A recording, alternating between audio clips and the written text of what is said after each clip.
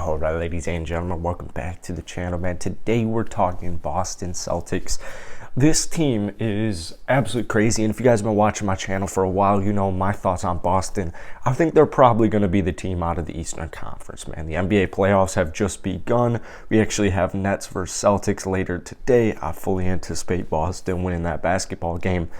I feel like this team is perfectly built for a deep playoff run. Now, obviously, Robert Williams, I'm hoping he comes back by I don't know, game 4 to game 5, something like that. I don't think we have a firm timetable, but once you get Time Lord back, the most underrated player in the entire league, I mean, I don't really know how you can stop Boston. 20-6 is their record since mid-season trade deadline acquisitions, Derek White and Daniel Tice. They went out, they had two needs that they wanted to fill, or I guess two needs that they wanted to upgrade. They went out and they got absolute steals for both two players, particularly Derek White, who has been absolutely phenomenal and very important to them. Now, this team started 20-21. 20-21. Just a little math, a little addition. That's 41. 20 plus 21 is 41 games. So that's a half a season in the NBA.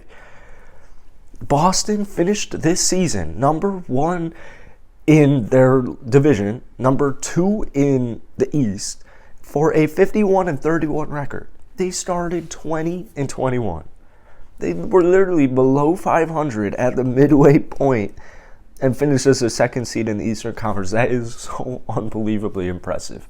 Number 2 ranked defense on the season. They have the number 7th ranked offense on the season. If you just look at their stats, I mean, I could go on and on. They're let's see, they're second in blocks, they're 5th in rebounding, they're second in free throw percentage, they're top 3-point shooting team, they're number 1 in blocks, they're number 1 in assists. There's a lot of things that they are really high or the best in the NBA on, particularly defensively. In fact, they're holding opponents to a 43.4% clip. That is, bro, when I play 2K and I shoot 43.4% from the field, I'm like, F this. Boston does that every game. That is literally an average for what they gave up this season. That is definitely number 1 in the NBA on the season. 43.5, 43.4 opponent field goal percentage. Oh my goodness. But here's really why I think that this is a team that's built to just go deep. And, you know, obviously I'm really, I said, Robert Williams to me is the most underrated player in the NBA. Marcus Smart, I think he's going to win Defensive Player of the Year. I think he is more than deserving for winning that. Is this mic all good? He's a clear-cut candidate, clear-cut top candidate for DPOY. And I think he's winning it, and I think he's deserving of it. So you have those two guys, you know, Horford helps him out, Derek White helps him out, Peyton Pritchard helps him out, Tice helps him out. But I'm really just kind of looking mainly at Jason Tatum and Jaylen Brown. Because Brooklyn, without Time Lord, you know, Brooklyn can give you a little bit of a run. I don't think Brooklyn's going to take down Boston. I think maybe a worst case scenario, absolutely worst case scenario, is Boston wins this series in 7 games. Even if Brooklyn were to come out today, upset Boston, I really don't think it's worth much more than batting of an eye. I've seen enough NBA in my life. I've watched enough playoff series in my life to not freak out over the first game of a 7-game series in the first round of the NBA playoffs. I've seen teams go through hell and back in a series, and first game, as important as it may seem in the grand scheme of things, you don't ideally want to lose the game.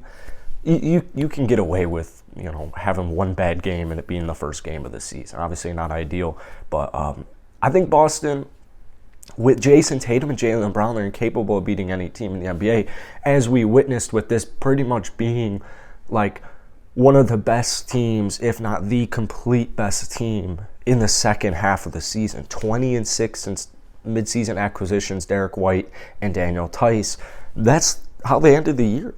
They ended the year on a 20-6 run. They're red hot, man. And that injury, that Time Lord injury, man, that really sucked. But what are you going to do, man? You can't change the past. You got to just kind of good teams, or I should say championship teams, they find ways to win when shit hits the fan, right? You just find ways to win. And so with Jaylen Brown and Jason Tatum, your big two, I mean, those guys, I think, in my opinion, are capable of beating anybody on any given night in any situation. And so obviously you got to guard Kyrie, you got to worry about Kevin Durant. But those are the two perfect players. They've been to the Eastern Conference Finals before. They've been in a bunch of playoff series before. They've been in a bunch of important playoff series before. They've played with each other for several years. Apparently their bond got a little bit tighter this season, even as Jaylen Brown came out and said, because when asked about it, I should say, not came out and said this, but basically, at the start of the season, when you're 20 and 21, everyone's like, this duo needs to be over, right? You had so many people in the NBA, at media world, say this fit is not working. It's clear.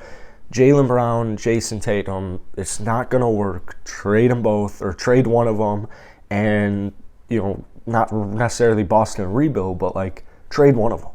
And so Jaylen was kind of saying, I guess that kind of made, we already had a really good friendship. We already had a really good relationship and bond, but I guess that made us a little bit closer just because, when you're getting talked about in the media nonstop, it's just nice to have that relationship there, that bond there. And so this is a really talented duo, one of, if not the best duo in the entire NBA. And, we've seen Tatum, what was it, last time Celtics played, I believe Tatum dropped, 54 or 53, dropped a really high point total against a fully healthy Brooklyn Nets squad. Don't think you're going to have to do that every single game, but I would anticipate, especially the way Jaylen Brown specifically has been playing to end the season, where he went on almost 10, he might still have it, but he went on almost a 10 straight game series, or 10 straight game run, where he had over 25 points. That's he's just an absolute animal in general, but right now especially, he's on fire. And then Tatum, obviously the MVP candidate, he finished the season with 26.9 points per game, almost 27 a game. So I wouldn't be surprised if you see, I would imagine, at least 50 points per night between the two of Jaylen Brown and Jason Tatum, which is crazy impressive. So they're going to be hard to stop, in my opinion. I think they're poised for a deep playoff run here. And, they're honestly probably my pick to get out of the Eastern Conference if I had to pick. So that's it for today, man. Hit the like button, hit that sub button. By the time a lot of you guys watch this video, Game 1 was probably over. So let me know down below in the comment section what you thought of Game 1 and what you're looking forward to for the rest of the Boston Celtics playoff run. Peace.